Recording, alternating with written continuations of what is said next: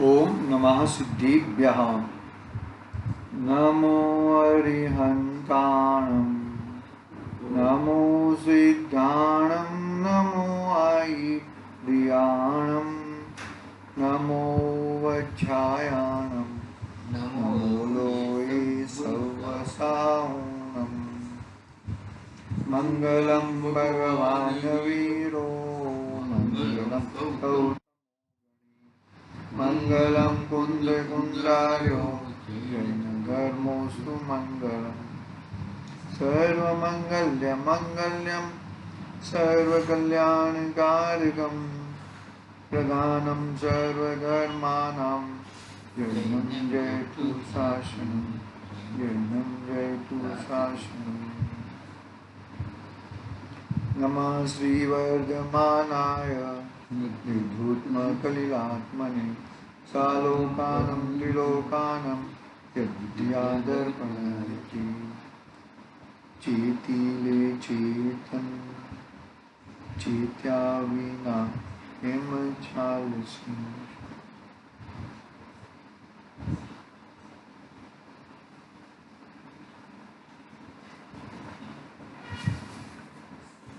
रत्नाकरण सावकाचार्य। पांचवा अधिकार शिक्षा व्रत अधिकार अपना चल रहा है। जिनेंद्र भगवान हमें दान दे रहे हैं। जिनेंद्र भगवान कैसा दान दे रहे हैं? वितरागता का दान, अपने स्वरूप का दान। मेरा स्वरूप है ऐसा तेरा स्वरूप है। मैं जैसे भगवान बन सका हूँ ऐसा तू भी भगवान बन सकता है। इस प्रकार का दान जिनेंद्र भगवान देते हैं। ऐसे कौन कौन दान देता है? नव देवता हमें दान देते हैं। पैसों का दान वो दान नहीं है। पैसों का दान देना उसे दान नहीं कहा। लेकिन जिसको आहार दान, बरोबर है, मतलब वितरागता के निमित्त में आहार दान, बरोबर, बाद में ज्ञान दान, बाद में और आकुलता का रहित में औषधि दान और अभय दान। यानी कि तू महान जीव है, तू परमात्मा बन सकता है, ऐसा दान देना वो सही मायने में सही दान है। नव देवता का बात करके क्या कहना चाहते हैं आचार्य देव कि नवे नव देवता हमें इस प्रकार का दान देते हैं। कौन कौन से नव देवता हैं? पढ़ते हैं हम श्लोक के माध्यम से। देखो, अब पूजन के योग्य नव देव है, उनका वर्णन शास्त्र में आया है। नवदेव है ना, अरिहंत, सिद्ध, आचार्य, उपाध्याय, सर्वसाधु, जिनवाणी, जिन धर्म, जिन प्रतिमा और जिन मंदिर। ये नव देव हैं, हमें वितरागता का दान देते हैं, हमें ज्ञान का दान देते हैं, हमें अभय दान देते हैं कि अरे तू जीव है, जीव कभी मरता नहीं है। औषधि दान देते हैं। औषधि दान, अरे जो पीड़ा हुई है, जो खराबी हुई है, शरीर में खराबी हुई है, तेरे आत्मा में मोह रूपी खराबी है, उसका तू दूर कर। मोह की खराबी को तू दूर कर। बाकी और कुछ खराबी तेरे में है ही नहीं। ऐसा दान हमारे ये जी नवदेव कहते हैं। देखो, नवदेव का श्लोक पढ़ रहा हूं मैं यहां से। अरिहंत सिद्ध साहू हृदयं जिण धर्म वयन पड़िमाहू, जिण नियलया इदिराए, नव देवादिन्तु में वो ही। क्या कहते हैं? अरिहंत भगवान, सिद्ध भगवान, आचार्य जी, उपाध्याय जी, सर्वसाधु, जिन धर्म, जिन वचन, जिन प्रतिमा और जिन मंदिर, ये नव देव हैं। वे मुझे रत्नत्रय की पूर्णता देते हैं, रत्नत्रय का दान देते हैं कि तू रत्नत्रय प्राप्त कर, सम्यक दर्शन, सम्यक ज्ञान, सम्यक चारित्र की प्राप्ति कर। ऐसे नव देवता हमें कहते हैं। कितनी जबरदस्त बात कहते हैं। देखो, जहां अरिहंत का प्रतिबिंब है वहां नव रूप देव गर्भित जान लेना चाहिए। एक अरिहंत भगवान का प्रतिबिंब में नव देव गर्भित जान लेना चाहिए। आचार्य, उपाध्याय, साधु, आचार्य उपाध्याय साधु तो अरिहंत की पूर्व अवस्था है। आचार्य जी उपाध्याय जी सर्व साधु वो अरिहंत भगवान की पूर्व अवस्था सिद्ध है सो पहले अरिहंत होकर ही सिद्ध बनते हैं। तो अरिहंतों की वाणी व जिन वचन है, वाणी द्वारा अर्थ प्रकाशित किया है वह जिन धर्म है, अरिहंत का स्वरूप जहाँ विराजमान है वह जिनालय है। इस प्रकार नव देवता रूप भगवान अरिहंत के प्रतिबिंब का पूजन नित्य करना चाहिए। एक अरिहंत भगवान में नव देव कह दिए। अरिहंत भगवान है तो अरिहंत भगवान की आगे की अवस्था क्या है? आचार्य उपाध्याय साधु। आचार्य उपाध्याय साधु के बाद भगवान बनते हैं। और सिद्ध अवस्था है, वो सिद्ध अवस्था अरिहंत के बाद की अवस्था है। अरिहंत भगवान की वाणी वो जिनवाणी है। अरिहंत भगवान की प्रतिमा है वो खुद प्रतिमा है। और जो अरिहंत भगवान की प्रतिमा जहाँ भी विराजमान है वो जिन मंदिर है। ऐसे एक अरिहंत भगवान की प्रतिमा में नवो नव देव विराजमान है। और वो नवे नव देव हमें क्या देते हैं? वितरागता देते हैं, हमें रत्नत्रय देते हैं, हमें रत्नत्रय का मार्ग दिखाते हैं, मोक्ष मार्ग दिखाते हैं। और मोक्ष मार्ग से हम सुखी हो सकते हैं। देखो आगे क्या कहते हैं, ये अरिहंत भगवान कहाँ कहाँ पे विराजमान है उसकी बात करते हैं। देखो अधोलोक में अरिहंत के कृत्रिम प्रतिबिंब भवनवासियों में चमर, वैरोचन आदि इंद्रों द्वारा तथा असंख्यात भवनवासी देवों द्वारा पूजे जाते हैं। मध्यलोक में चक्रवर्ती, नारायण, बलभद्र आदि अनेक धर्मात्माओं द्वारा पूजे जाते हैं। वैंतरलोक में वैंतरों के इंद्रों तथा देवों द्वारा पूजे जाते हैं। ज्योतिलोक में चंद्र, सूर्य आदि असंख्यात ज्योतिषी देवों द्वारा पूजे जाते हैं। स्वर्गलोक में सौधर्म आदि इंद्रों द्वारा असंख्यात कल्पवासी देवों द्वारा पूजे जाते हैं। कौन पूजे जाते हैं? अरिहंत भगवान। अरिहंत भगवान इतने महान हैं कि सभी लोगों के द्वारा पूजे जाते हैं। सभी लोग उनकी पूजा क्यों पूजा करते हैं? कि वो महान दान देते हैं हमें। अरिहंत भगवान दान देते हैं। अरिहंत भगवान पे क्या है? अरे सब कुछ है अरिहंत भगवान के पास। अरे तू निराहारी है, मैं जिंदा हूं ना, मैं अरिहंत हूं, मैं जिंदा हूं, मुझे आहार की जरूरत नहीं है। ऐसा तेरा आत्मा भी आहार के बिगड़ जिंदा है। तो निराहारी है वो आहार दान हो गया। शरीर का रोग वो तेरा रोग नहीं है, औषधि दान हो गया। शरीर मर सकता है, तू नहीं मर सकता है, अभय दान हो गया। और भगवान की जिनवाणी से तुझे तेरा आत्मा का ज्ञान कर, तेरे आत्मस्वरूप का स्वरूप ध्यान कर, वो ज्ञान दान हो गया, शास्त्र दान हो गया, ज्ञान दान हो गया। एक अरिहंत भगवान की प्रतिमा से ऐसे हमें भरपूर दान मिलता है, लेकिन वो दान को देखता नहीं है। हाँ, अरिहंत भगवान है। अरिहंत भगवान कैसे हैं? साक्षात विराजमान है, शरीर सहित विराजमान है। फिर भी उनको केवल आहार की जरूरत नहीं है। क्यों नहीं है? कि आत्मा निराहारी है। वो आहार दान हो गया। मुझे आहार की जरूरत नहीं है, आत्मा को आहार की जरूरत नहीं है। बरोबर है? शरीर बीमार होता है, आत्मा थोड़ी बीमार होता है। आत्मा की बीमारी कौन सी? मिथ्या को वो आत्मा की बीमारी है। आत्मा को दुख नहीं होता। आत्मा को वो ये चीज को अपना माना, इसके लिए आत्मा को दुख होता है। यहां पर लगा है इसके लिए आत्मा को दुख नहीं होता। ये चीज मेरी है, ये भाई साहब मेरे हैं, ये कुटुंबीजन मेरे हैं, इसके लिए आत्मा को दुख होता है। हाँ, तो लगा कहां पर? उसका ज्ञान हुआ और ज्ञान के हाँ नहीं, ज्ञान हुआ। ज्ञान के साथ साथ में मोह जुड़ा हुआ है ना कि ये शरीर मेरा है, ये मेरा है, इसकी वजह से। बाकी महावीर भगवान को भी वो ठिले लगाए थे। हाँ, साधु परमेष्ठी जो है, हाँ, यानी ना वो ऊपर सगड़ी जलाई थी, सुकुमार मुनिराज को खा रहे थे।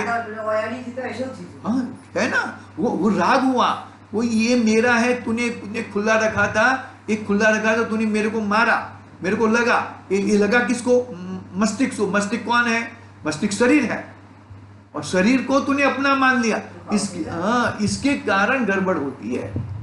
गड़बड़ उसके कारण होती है, और किसी के कारण गड़बड़ होती है। जानने से गड़बड़ नहीं होती है, जानने के साथ साथ में राग होता है।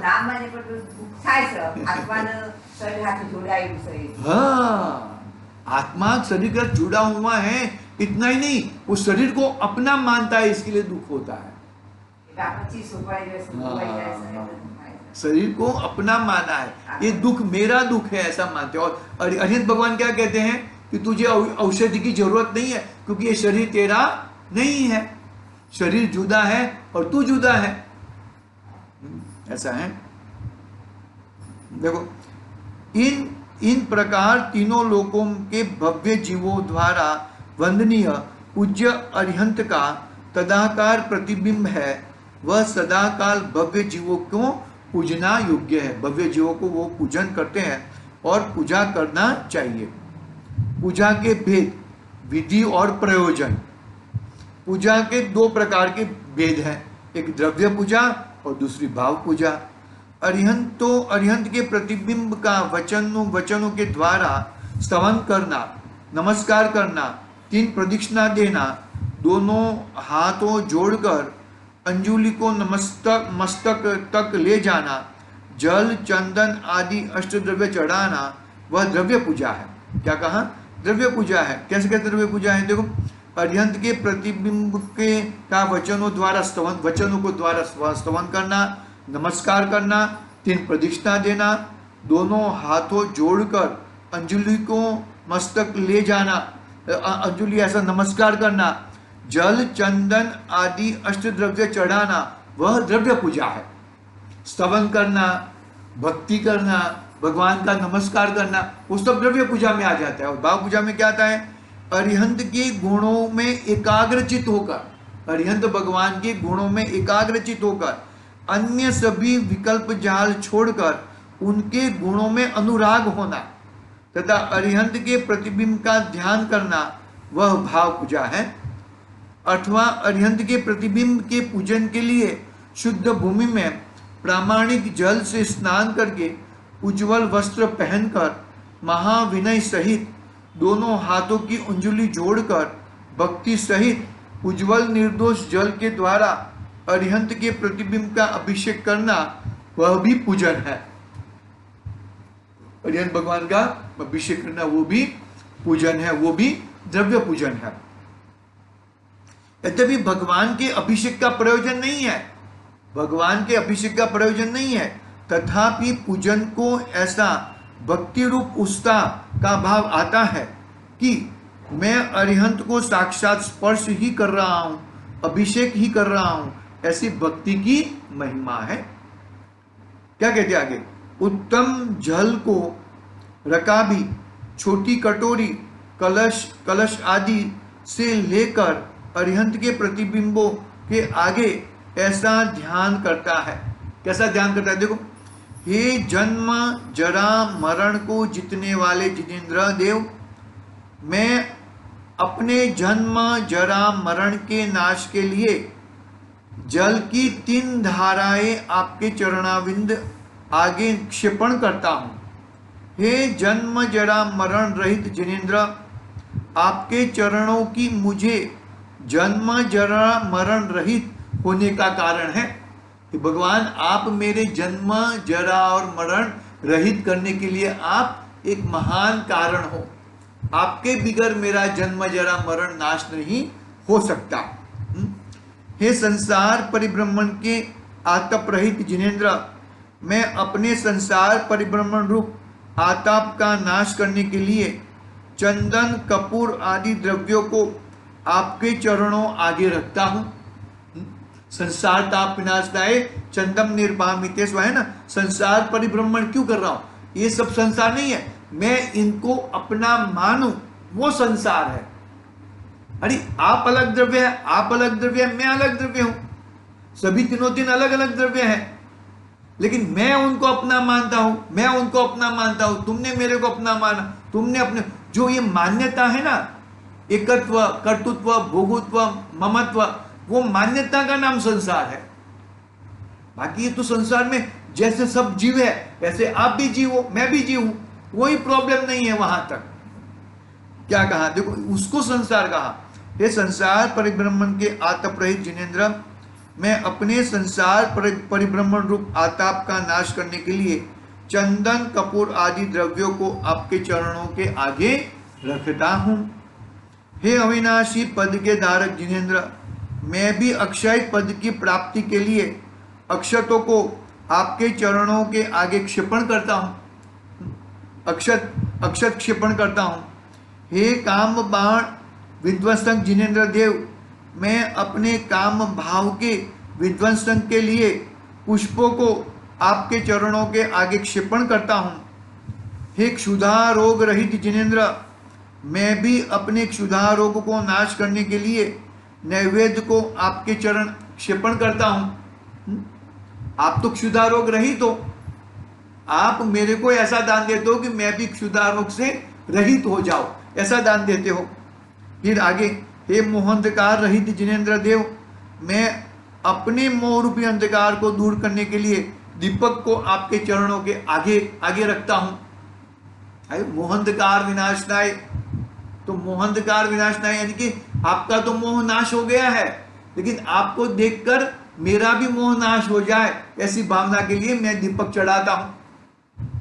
चढ़ाओ ना चढ़ाओ वो अलग बात है, लेकिन ये भावना अंदर में होनी चाहिए हमारी। हे अष्टकर्म दाहक जिनेन्द्र, मैं भी अपने अष्टकर्म नाश के लिए धूप को आपके आगे चरणों में आगे रखता हूं। हे मोक्ष स्वरूप जिनेन्द्र, मैं भी मोक्ष फल पाने के लिए फलों को आपके चरणों के आगे रखता हूं। कैसी भावना है, पूजन के पीछे कैसी भावना है, क्योंकि वैसी भावना से काम होएगा। इस प्रकार जो अपने देश काल की योग्यता प्रमाण एक द्रव्य से भी पूजन, 2 द्रव्य से, 3 द्रव्यों से, 4 द्रव्यों से, 5 द्रव्यों से, 6 द्रव्यों से, 7 द्रव्यों से, 8 द्रव्यों से भी पूजन करके अपने भावों को परमेष्टि के ध्यान में लगाता है, स्तवन पढ़ते हैं, वे महापुण्य उपार्जन करते हैं तथा पाप की निर्जरा करते हैं। भैया आई बात समझ में, जिनेन्द्र भगवान की पूजन से कैसी पूजन की जाए, कैसे पूजन से क्या लाभ मिलता है, अष्ट द्रव्यों चढ़ाने से क्या लाभ मिलता है, बहुत सुंदर तरह की बात की है। आगे की बात कल करेंगे, आज समय हुआ है आज के लिए। ओम नमः सिद्धि व्याह निज निधि